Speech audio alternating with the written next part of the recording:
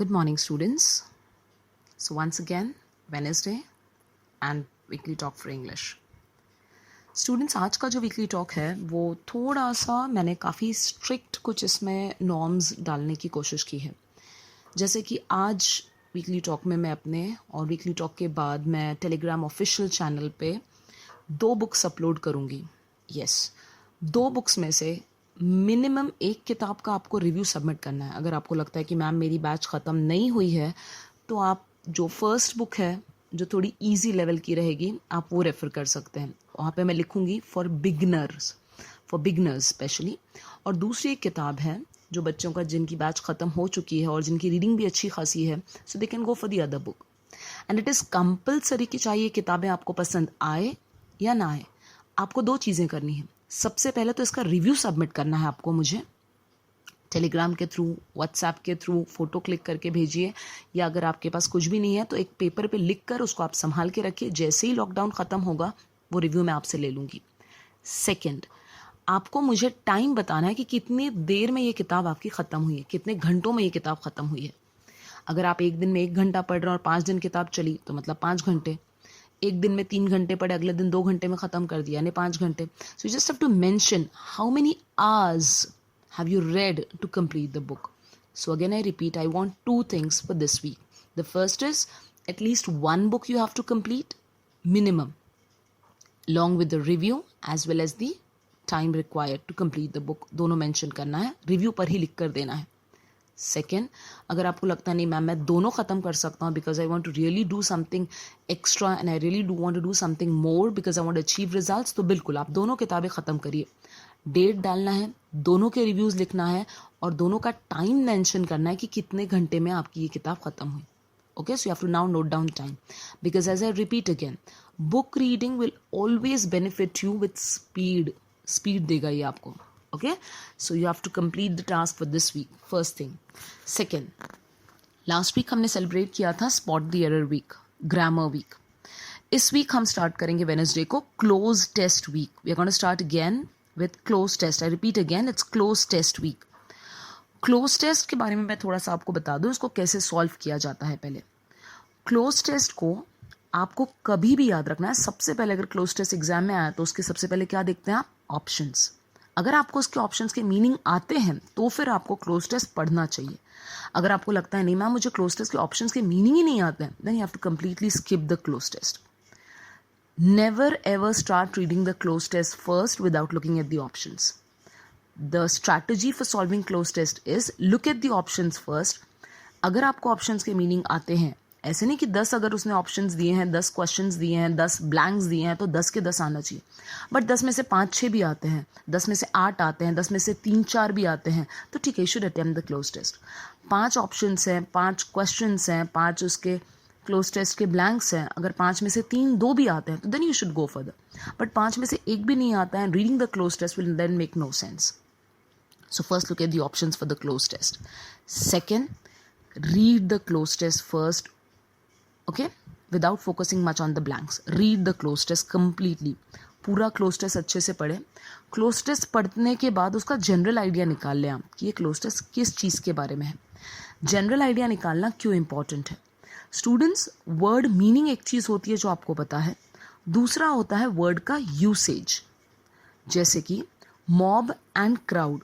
Mob and crowd दोनों का मतलब है भीड़, लेकिन मीनिंग दोनों के ऑलमोस्ट सेम है. लेकिन क्या दोनों का यूसेज सेम है? Absolutely not. Crowd is generally used for positive things and mob is generally used for negative things.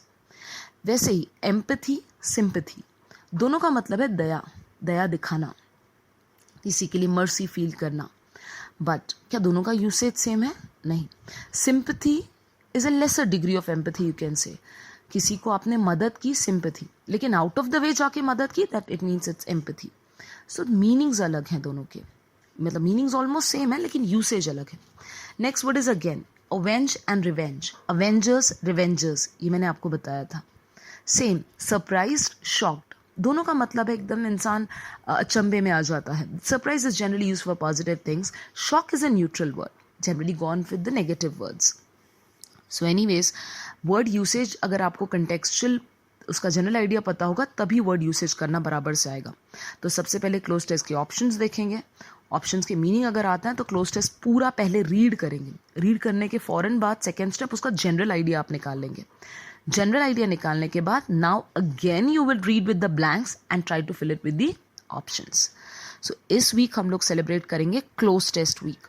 जितने क्लोज टेस्ट मैं अपने टेलीग्राम ऑफिशियल चैनल पे या इंग्लिश के लर्नर्स क्लब पे अपलोड करूंगी वो तो आपको सॉल्व करने ही है।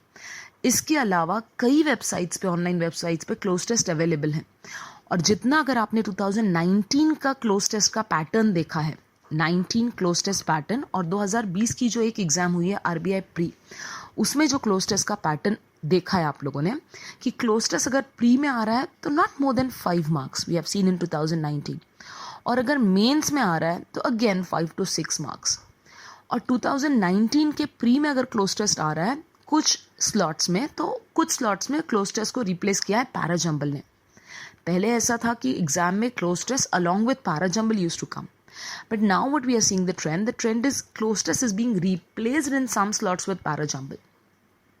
और क्लोज टेस्ट का अगर आपने लेवल 2019 का चेक किया है तो क्लोज टेस्ट का लेवल बहुत कम कर दिया उन्होंने, लेकिन उसको काफ़ी ट्रिकी बना दिया है। मतलब काफ़ी क्लोज ऑप्शंस देने लगे वो। For example started and initiated almost same meanings, but contextually कौन सा जाएगा ये उसका जनरल आइडिया और उसकी कंटेक्चुअल अंडरस्टैंडिंग ये डिफाइन करेगी कि कौन सा वर्ड जाएगा।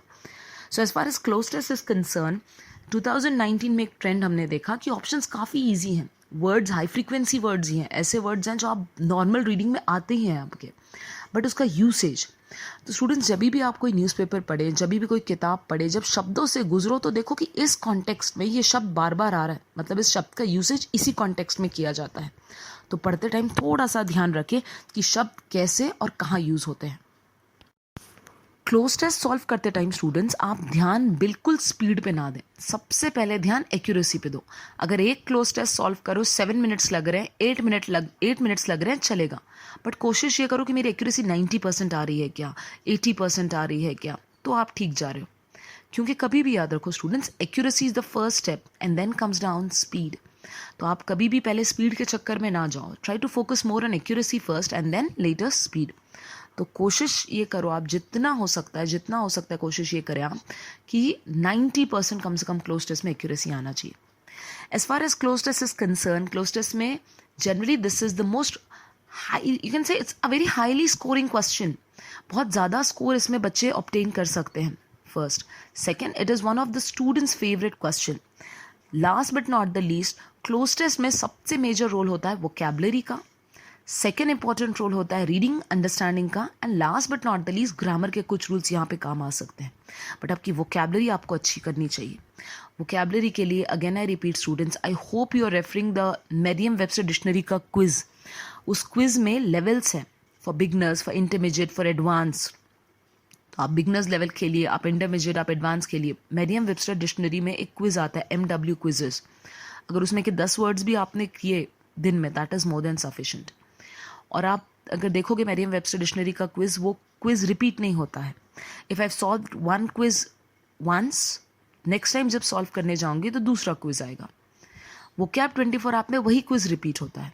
तो आपके पास दोनों अप्रोचेस हैं, आप जो चाहे उसको रेफर कर सकते हैं। Second student, so this week I hope I am clear that इस बार मैं आपको 2 किताबें अपलोड करूंगी। अगर आप दोनों के रिव्यूज़ लिख कर अपने पास भी रखोगे, जब लॉकडाउन ओपन होता है, जब क्लासेस रीओपन होता है और आप मुझे सबमिट करोगे तभी भी चलेगा। अगर आपको लगता है नहीं ma'am I just want to give it right now, so please submit it on Telegram और व्हाट्सएप। बट मुझे रिव्यू के साथ क्या चाहिए, आपका टाइम, कितने टाइम में किताब कंप्लीट हुई है। और अगर आप चाहते हो कि नहीं मैम मुझे और थोड़ा सा अपनी रीडिंग और रीडिंग स्पीड पे फोकस करना है, तो कितने घंटे में, मतलब 1 घंटे में कितने पन्ने आपके कंप्लीट हो रहे हैं, उस पर थोड़ा फोकस रखें। नेक्स्ट, क्लोज टेस्ट वीक अपने को सेलिब्रेट करना है this week. Third thing that I want to start with is students के क्वेश्चंस। ओके, स्टूडेंट्स के क्वेश्चन वाले सेशन में हम लोग जाते हैं। Okay, yesterday I got a call from Aditya Wagmare, who's working as an RRB PO and our alumni. So बहुत सारे बच्चे जो वर्किंग प्रोफेशनल्स हैं और उनको RBI मेंस की अगर एग्ज़ाम लिखनी है, उनको SBI PO की तैयारी करनी है, तो वर्किंग प्रोफेशनल्स ने, वर्किंग स्टूडेंट्स ने हमारे क्या करना चाहिए। सबसे पहले तो स्टूडेंट्स एक चीज़ आप याद रखिए कि लॉकडाउन का सबसे ज़्यादा बेनिफिट वर्किंग प्रोफेशनल्स को ये हुआ है कि उनको बैंकिंग का या उनका वर्किंग टाइम बहुत कम हो गया है. So may be their working hours are 11 to 1 और 8 to 11. सो ऑलमोस्ट जहाँ उनको 8-8, 9-9 घंटे का जॉब होता था, 10 घंटे का काम होता था, now that has been reduce to 3 hours and 4 hours. यानी जो रिमेनिंग 6 घंटे हैं वो पूरी तरीके से अपने पढ़ाई के लिए यूटिलाइज कर सकते हैं. एज़ फार एज़ उनकी पोस्टिंग कंसर्न है तो बहुत सारे बच्चे घर से दूर हैं, वो रूम पे रह रहे हैं, वो किसी के पास रेंट से रह रहे हैं, they are living in a hostel. So आप अकेले हो, आपके पास बहुत टाइम है, इस टाइम को आप यूटिलाइज़ करें और जितना हो सकता है वो 6-7 घंटे का जो आपको बफर पीरियड मिला है लॉकडाउन के ड्यूरेशन में, इसको आप यूटिलाइज़ करें for reading, for maths LR की practice and daily go for 1 mock test. क्योंकि वर्किंग प्रोफेशनल से इसका मतलब आपने ऑलरेडी एग्जाम क्लियर किया है तो आपको बेसिक तो अच्छा आता है, बस आपको उस लेवल को मेंटेन रखना है. अगर आपको आपकी स्टडी को, आपके नॉलेज के लेवल को मेंटेन रखना है तो आपको 2-3 ही काम करने हैं. इंग्लिश की रीडिंग नहीं रुकनी चाहिए. सेकंड, मैथ्स एलआर के जो कॉन्सेप्ट्स में आप वीक है, जो टॉपिक्स में आप वीक है, उसकी प्रैक्टिस नहीं रुकनी चाहिए. And last but not the least, working professionals ने मेरे हिसाब से डेली एक मॉक टेस्ट तो देना ही चाहिए. प्री का दो, मेंस का दो, कौन सा भी दो, बट एक मॉक टेस्ट वर्किंग प्रोफेशनल्स ने देना चाहिए. And you please post the score to us so that we can just analyse कि are you going in the right direction और नॉट. टेस्ट का एनालिसिस इंग्लिश के कैसा करना है मैंने लास्ट टाइम भी बताया था, फिर एक बार रिपीट करती हूँ. जब भी आप इंग्लिश का टेस्ट दे, सबसे पहले 1 मिनट, 2 मिनट, 1.5 मिनट, जितना टाइम आपको पूरा पेपर चेक करने को लगता है वो टाइम बाजू निकाल दें कि मैम पूरा पेपर चेक कर लिया. पूरा पेपर चेक करने के बाद कभी भी 1 मार्क के क्वेश्चंस पहले उठाना चाहिए, जिसमें आते हैं fillers, spot the error, match the following, inappropriate, misspelled word, एक मार्क के क्वेश्चंस. तकरीबन 5 मिनट में ये 6-7 क्वेश्चंस आपके हो जाना चाहिए. फॉलोड बाय आपकी स्ट्रेंथ वाला क्वेश्चन कौन सा है, क्लोज टेस्ट, पैराजम्बल, आरसी को बीच में आपको सैंडविच करना है, तीनों में से कोई एक. And last but not the least, the last question which you feel कि जिसको आप स्किप करने वाले थे बट थोड़ा टाइम है तो आप उसको टाइम देके कवर करना चाहते हो. This is the strategy which you have to follow while solving the paper for English. Second query ये थी कि बहुत सारे बच्चों के मुझे टेक्स्ट मैसेजेस हैं, टेलीग्राम पे मैसेज हैं, व्हाट्सएप पे मैसेज हैं कि मैम एनी बुक्स का जो ऐप है, एनी फ्री बुक्स डाउनलोड का जो ऐप है वो अब पेड हो चुका है. So should we buy it, should we not? So my personal suggestion है students, please don't spend money. पैसे मत ख़राब करो. मैंने लास्ट टाइम भी और अभी जो मैं किताबें अपलोड कर रही हूँ दो, उसके साथ मैं एक वेबसाइट आपको अपलोड करके दूंगी अपने ऑफिशियल टेलीग्राम चैनल पे. उस वेबसाइट पे, I think it's a Russian website, I am not clear, I am not sure, ये मुझे सुब्रत ने ही फॉरवर्ड की थी. तो ये वेबसाइट पे आप किसी भी ऑथर का, किसी भी किताब का नाम डालिए, आप फ्री उसकी पीडीएफ डाउनलोड कर सकते हैं. तो माई personal suggestion is students, please don't invest money in buying any apps and don't trouble your parents. ये वेबसाइट है, इस वेबसाइट पे जाइए, आपको जो भी किताब लगती है, जो भी ऑथर लगता है, इंटरनेशनल है, नेशनल ऑथर है, आप उनका नाम, किताब का नाम डालिए, वो किताब आप फ्री डाउनलोड करिए. So second query I hope I have cleared well.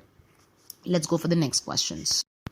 Okay, the third question is, बहुत सारे बच्चों ने मुझे कुछ रिव्यूज़ भी, बुक रिव्यूज़ भी अपलोड करके सबमिट किए हैं. किसी ने द सीक्रेट का किया है, किसी ने सुधा मूर्ति की किताबों का, आर के नारायण के बुक्स का, मुल्क राज आनंद जी की किताबों का भी कुछ रिव्यूज़ मेरे पास आए हैं. So students, my personal suggestion is, मैंने बहुत सारे रिव्यूज़ पढ़े हैं, कभी किसी के जवाब दिए हैं और शायद किसी को आंसर नहीं भी किया है. तो मेरा पर्सनल एक हम्बल रिक्वेस्ट है कि कोशिश ये करो बच्चा कि एक किताब का जब आप रिव्यू लिख रहे हो तो एक ही पेज पे लिखने की कोशिश करो. 3 पॉइंट्स में आपको रिव्यू सबमिट करना है. Again I repeat, the first is what is the book all about, और what is the book all about यानी उस किताब की कहानी या किताब में क्या है वो आप कम से कम सिर्फ 4 से 5 लाइन में लिखें. जितना कम लिखोगे that will be benefiting you also as well as it will help me to read and give you the feedback. Second, आपको ऑथर का स्टाइल कैसे लिखा ये 3 से 4 लाइन में लिखिए. ऑथर का नरेशन स्टाइल कैसे दिखा, लैंग्वेज कैसी दिखी, वर्ड्स कैसे यूज़ किए, कैरेक्टर्स कैसे डिपिक्ट किए, प्रेजेंटेशन स्टाइल कैसे था. Last but not the least, what have I learn from the book, ये 2 या 3 लाइन में भी लिखे तो चलेगा. तो यानी बेसिकली आप कोशिश ये करें स्टूडेंट्स की बुक रिव्यू आप ऑलमोस्ट एक पेज में आ जाए तो that is more than sufficient.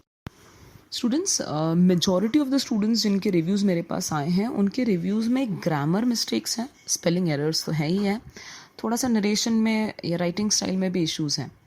But the thing is, मेरे हिसाब से, या आप कोई भी इंग्लिश टीचर से पूछो, आपको लिखने की प्रैक्टिस करने पर ही आती है. इन द सेंस आप जब पहली बार चपाती बना रहे हो, it is never going to be a round one, it's never going to be exact गोल नहीं बनेगी, बट जैसे जैसे प्रैक्टिस करते जाओगे एक्यूरेसी भी आएगी, स्पीड भी आएगी. Same thing applies for writing a book review. मेरा रिव्यू गलत है क्योंकि मैडम इसमें ग्रामर एरर्स हैं, स्पेलिंग एरर्स है, इससे मैं नहीं लिखूंगा, ऐसा मत करो. आप लिखते रहें, automatically that will lead you towards improvement. So please keep writing, okay, don't stop writing. There is one student who has asked me कि मैम रीडिंग को कितना टाइम देना चाहिए. देखो बच्चा, रीडिंग ऐसी चीज़ है कि आप 4 घंटे भी करो तो कम है, 6 घंटे भी करो तो कम है, या पूरा दिन भी करो तो आप कर सकते हो. There are people who read for hours, but minimum time, कम से कम 2 घंटे तो रीडिंग को देना चाहिए.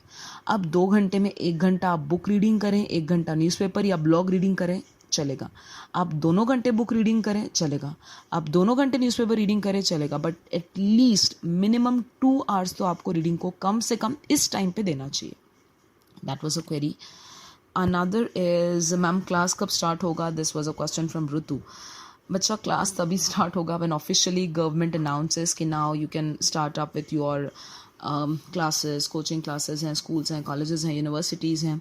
तब तक के लिए I think you don't focus on this question कि when we will meet again, when the class will start. आप इस पे मत फोकस करो. जो चीज़ आपके हाथ में है नहीं, उस पर सोचने में कोई सेंस नहीं. तो आपके हाथ में अभी एक चीज़ है कि आप पढ़ाई अच्छे से करो, जितना हो सकता है अपना पढ़ाई पे 100% दो, and then further you can decide कि क्लास कब होगा, क्लास होने के बाद. क्योंकि एक चीज़ है बच्चा, जैसे ही क्लास रीओपन होता है या जैसे ही पूरी नॉर्मल फंक्शनिंग स्टेट की, कंट्री की या पूरे वर्ल्ड की रीस्टार्ट होगी, जल्दी स्टार्ट होगी, तो आपके एग्ज़ाम्स बहुत नज़दीक आ जाएंगे. मतलब आपको इतना टाइम लिमिट नहीं दिया जाएगा कि अरे हाँ आज नोटिफिकेशन निकला तो 1 महीने के बाद एग्ज़ाम है. नहीं, आपके एग्ज़ाम्स में आई डोंट थिंक नोटिफिकेशन में एग्ज़ाम में 15 दिन का से ज़्यादा वो लोग गैप रखेंगे. फ़ॉरन एग्ज़ाम्स होंगे क्योंकि SBI ऑलरेडी आपने फॉर्म भर चुके हैं, उसकी डेट थी. RBI मेंस आएगी. तो आपका जब रीओपन होगा और एग्ज़ाम रहेगा, उसके बीच में सिर्फ आपको मॉक टेस्ट देने का टाइम है. यस, उसके बीच में मैम मैं पढ़ाई करूं क्या, अब मैं अपना बेसिक अच्छा करूं क्या, अब मैं प्रैक्टिस करूं क्या, अब मैं स्पीड बढ़ाऊं क्या, नहीं.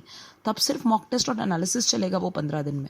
सो मेरा पर्सनल सजेशन है कि जितना हो सकता है अभी आप अपने स्पीड, अपने एक्यूरेसी पे फोकस करिए, बेसिक क्लियर करिए, आगे नहीं. Gaurav, I am still waiting for your review. Hitler की किताब का रिव्यू अभी तक गौरव ने सबमिट नहीं किया, but he is sending me his course, so I am happy with that. Sneha का बुक रिव्यू का मैंने आपको सजेशंस भी दिए हैं कि आपको रिव्यू और थोड़ा सा शॉर्ट करना है. अनदर क्वेरी, ओके, जिनके मैंने आपको फिर से ऑथर्स के बच्चों ने कुछ नाम पूछे, मैम कौन से ऑथर्स रेफ़र करें, तो मैंने बताया सबसे पहले तो आप सुधा मूर्ति जी को पढ़िए. उनकी 5-6 किताबें होने के बाद आप R.K. नारायण पे जाइए. R.K. नारायण जी की आपकी 5-6 किताबें होने के बाद you can go for Mulk Raj Anand, you can go for Paulo Coelho, you can go for Jhumpa Lahiri. मैंने कुछ ऑथर्स के नाम अपने ऑफिशियल टेलीग्राम चैनल पे भी अपलोड किए हैं कि आपको कौन से ऑथर्स रेफ़र करना चाहिए.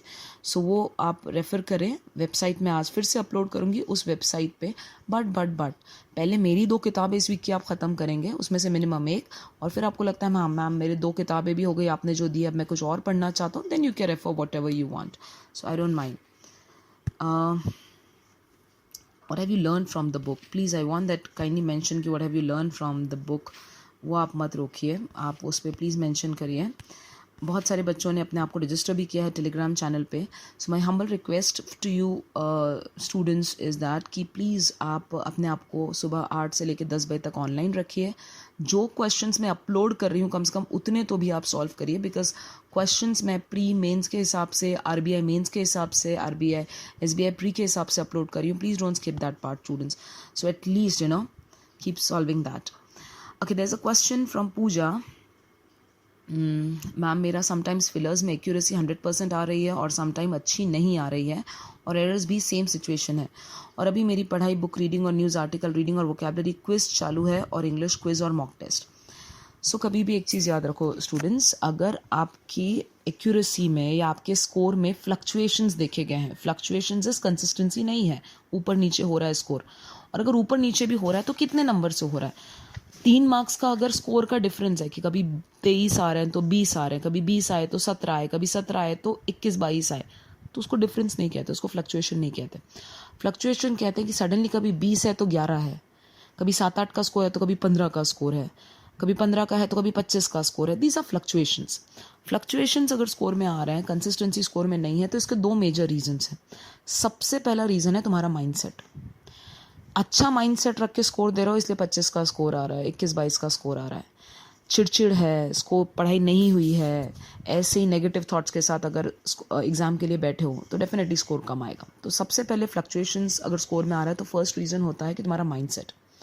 सेकेंड मेजर रीज़न होता है फ्लक्चुएशन स्कोर में आने का, आपने क्वेश्चन की लेवल ऑफ डिफ़िकल्टी या पेपर की लेवल ऑफ डिफ़िकल्टी देखकर क्वेश्चन सेलेक्ट नहीं किए. सपोज पेपर का लेवल ऑफ डिफ़िकल्टी बहुत ही ईजी था तो डेफिनेटली आपने 28 से 30 क्वेश्चंस मारना चाहिए था. और अगर क्वेश्चन पेपर का लेवल ऑफ डिफ़िकल्टी बहुत ज़्यादा है, नहीं यार the paper is quite difficult, so आपने 17-18 से ऊपर क्वेश्चन अटेम्प्ट ही नहीं करने चाहिए, वो भी 2-2 बार पढ़ने के बाद कि कौन सा उठाना चाहिए question. So these are the two major things which you need to focus on. Ishwar ने कुछ लिखना स्टार्ट किया. Ishwar, I am really happy, please continue writing. Writing मत छोड़ो, he is doing something good, keep doing it. Okay. Next, ma'am pre के RC में कोई दिक्कत नहीं आती है, बट जब मेंस का मॉक दिया तो आरसी में दिक्कत आ रही है मैम. आरसी में एक्यूरेसी लाने के लिए क्या करूँ? स्टूडेंट्स, सबसे पहले एक चीज़ मैं आपको समझा दूँ. प्री के आरसी में जनरली क्वेश्चंस डायरेक्ट होते हैं, ईजी होते हैं. जहाँ तक मेंस के आरसी की बात हुई है तो मैं आपको बताऊं कि मेंस के आरसी के क्वेश्चंस इनडायरेक्ट होते हैं. इनडायरेक्ट क्वेश्चंस उसी के करेक्ट आएंगे जिसकी अंडरस्टैंडिंग अच्छी है. और अंडरस्टैंडिंग बढ़ाने के लिए मैंने आपको बोला था कि पढ़ते पढ़ते ही आपको जीएसटी बनाना है. While reading the passage you have to draw GST and then solve the questions. So practice will give you lot of accuracy. Ganesh, so focus on that. Renuka has submitted me the review of The Blue Umbrella. Surely I'll read and submit back to you my feedback. Okay. So anything else? Let me go to WhatsApp once again, क्योंकि WhatsApp पे भी कुछ बच्चों ने अपने डाले हैं doubts and questions. So I'm just going to WhatsApp and I'll check. So I have a question from Gaurav Patil and इनका मैसेज ये है कि hello ma'am, I am SSC student Gaurav Patil. I've applied for PIBM college, MBA, PGDM and they are conducting online interview. So ma'am please guide me. Students, online interview हो या offline interview हो, interview के कुछ basic 3 चीज़ें होती हैं, वो आप अच्छे से समझ लीजिए. इंटरव्यू में 3 रिक्वायरमेंट्स वो आपके चेक करेंगे. सबसे पहली चीज़ जो इंटरव्यू में चेक होती है वो होता है आपका confidence. How confident you are. The first thing they check is your confidence. Second thing that they will judge or they will check on is your knowledge. Last but not the least, they'll check how genuine you are. कितने genuine हो, कितने सच्चे हो और कितने झूठे हो. ये 3 बातें वो चेक करते हैं. So as far as interview is concerned और इंटरव्यू की प्रैक्टिस अगर किसी को करनी है, क्योंकि अभी काफ़ी टाइम है, बहुत सारे बच्चों के कर्नाटका बैंक के इंटरव्यूज़ पेंडिंग हैं और जैसे ही लॉकडाउन ख़त्म होगा तो वो इंटरव्यूज़ आ जाएंगे. तो इंटरव्यू की तैयारी के लिए 3 चीज़ें करें. सबसे पहले तो 15 से 20 मिनट ज़ोर से इंग्लिश न्यूज़पेपर, इंग्लिश बुक पढ़ें ताकि आपकी आवाज़ आपको सुनाई दे. This will give you lot of confidence in speaking English. First. Second, 15 से 20 मिनट आईने के सामने खड़े रह के आप अपने बारे में इंग्लिश में बोलें. Yes, that will give you lot of confidence. Third, please get some knowledge. अगर आप कर्नाटका बैंक इंटरव्यू के लिए तैयारी कर रहे हैं तो आपको बैंक इंटरव्यूज़ का नॉलेज होना चाहिए, कर्नाटका बैंक के बारे में नॉलेज होना चाहिए, बेसिक ऑफ बैंकिंग आना चाहिए. But if somebody is preparing for MBA, then you should have the basic things that are going on right now in business. For example, general knowledge भी वो लोग पूछ सकते हैं. जनरल नॉलेज भी नहीं, general information they can ask you what's going on in the world right now. क्या what impact will the economies of the world have after this coronavirus impact. तो current information आपको होनी चाहिए, वो उसके बारे में पूछेंगे MBA में. Why MBA will be a common question. Okay, so the who's your most admired businessman and why.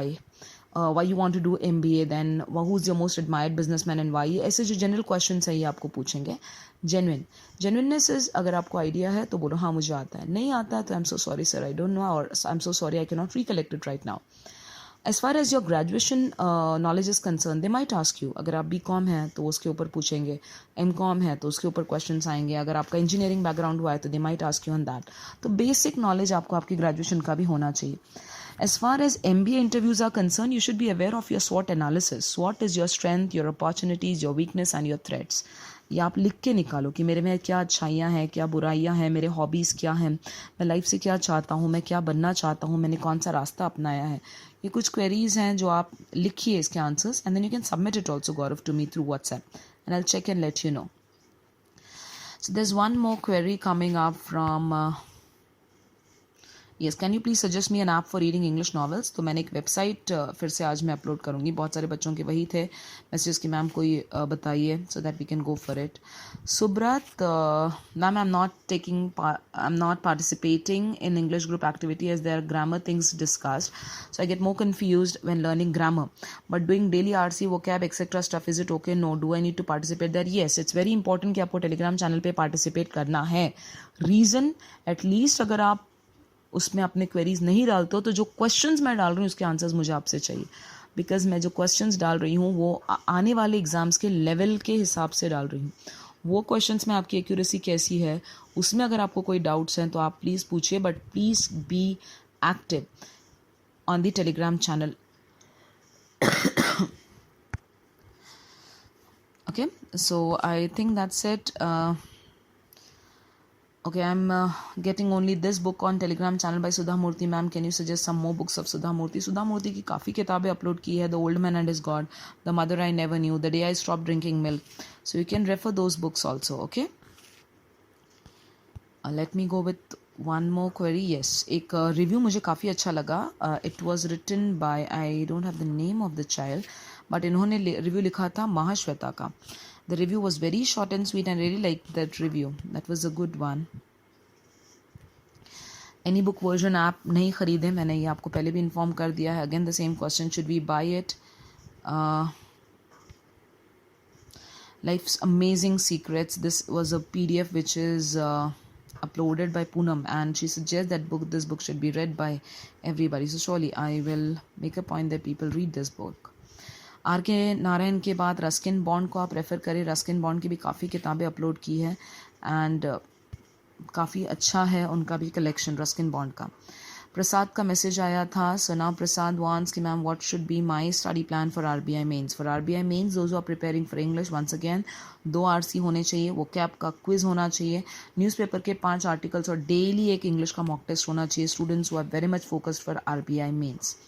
Okay, chaliye, thank you so much students for today's weekly talk as far as English is concerned, but as far as motivational part is there, उसके बारे में मैं कुछ discuss करना चाहूँगी. Students, आज का जो मोटिवेशनल पार्ट है उसका मैं एक ही बात आपसे बताना चाहूँगी स्टूडेंट्स कि प्लीज़ एक्सक्यूजेस मत दो. Don't give your self excuses.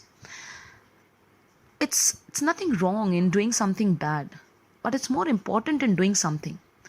For example, अगर एक रिव्यू आपने लिखा, मैडम मैंने पूरी किताब पढ़ी लेकिन किताब मुझे 10% ही समझी. ठीक, उस 10% समझने पे ही रिव्यू लिखो.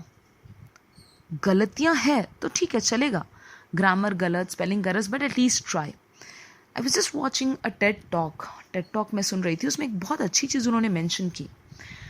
Whenever you are actually going up with something, you don't, ये तुम्हारा ज़्यादा एनर्जी या तुम्हारा ज़्यादा टाइम इसमें जाता है कि तुम रिजल्ट ओरिएंटेड ज़्यादा सोचते हो कि अगर मैं ये काम करूँगा तो ये अच्छा होगा, बुरा होगा, अगर अच्छा होगा तो कितनी इंटेंसिटी पे होगा. Don't think about the result. Results तुम्हारे हाथ में नहीं है. Again I repeat, you just focus on the performance. Performance उसी का अच्छा जिसकी प्रैक्टिस अच्छी. तो आप अच्छी प्रैक्टिस करने पे फोकस करो, अल्टीमेटली रिजल्ट्स आएंगे. 99% ये प्रूव्ड है कि जिनकी प्रैक्टिस अच्छी, उनका परफॉर्मेंस अच्छा, उनका रिजल्ट अच्छा.